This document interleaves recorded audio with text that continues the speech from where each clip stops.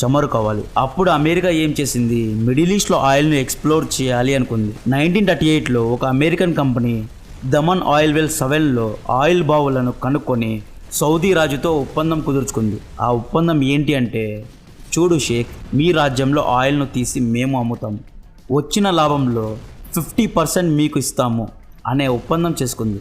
ఈ deal Saudi రాజుకు నచ్చింది. అరే 50% ఇస్తున్నారయ్యా, ఆయిల్ అంతా వాళ్ళే తీస్తారు, టెన్షన్ అంతా వాళ్ళది, టెక్నాలజీ అంతా వాళ్ళది, నాకే 50% షేర్ ఇస్తున్నారు, ఈ డీల్ నాకు నచ్చింది అని షేక్ సంతోషించారు. డబ్బులతో పాటు అమెరికా షేక్ దగ్గరికి వెళ్ళి, చూడు షేక్, మీ రాజ్యంలో ఆయిల్ పెద్ద మొత్తంలో ఉంది, డబ్బులు కూడా బాగా వస్తున్నాయి, అయితే మీ ఆయిల్ బావులను, ఆయిల్ కంపెనీస్ను శత్రువుల నుండి ఎవరు రక్షిస్తారు?